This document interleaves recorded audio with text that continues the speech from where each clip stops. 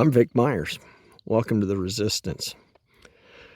I reckon I'd sound pretty foolish if I tried to suggest people shouldn't be constantly complaining about voting for the lesser of two evils. I'd agree with anybody who called me a fool for saying it. Too often it is true that we're picking between the lesser of two evils, but not every election is such a choice. In fact, when I start listing the votes I've made over my lifetime, I can think of a great many of them that were between two decent people. It's just that politically, I strongly disagreed with the one I didn't vote for.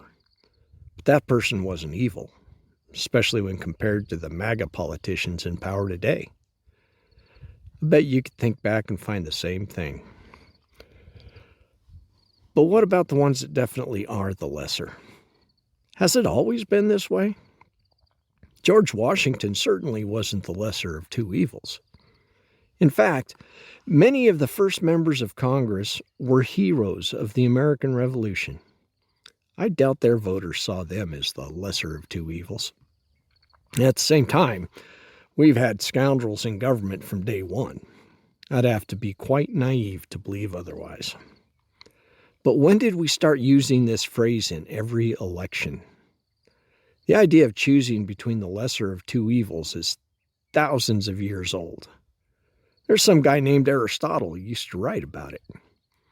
In the 1800 election between Adams and Jefferson, people talked about making the safer choice, but that's not the same as evil.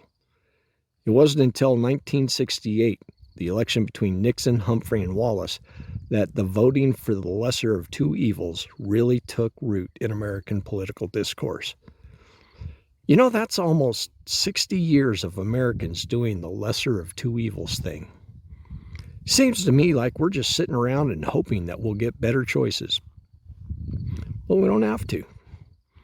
If we take just a few minutes to look up our options and do just a little bit of homework on them, I'll bet we can start down a path of having better candidates in more of our races. For instance, in the U.S. Senate primary in Colorado, we could pick Julie Gonzalez, and the November election won't be a lesser evil thing because one of them will be a good candidate.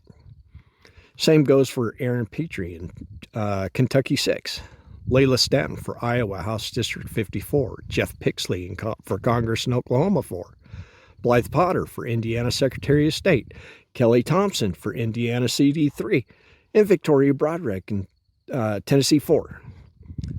If you're in one of these candidates' areas, vote for them, and the November election won't be a choice between the lesser of two evils. And if you're not in their areas, look a little closer at your area.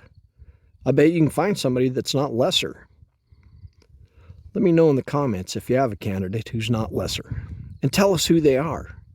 Spreading their name around like this is one simple way to help them without spending a penny. Thanks for listening. Good day.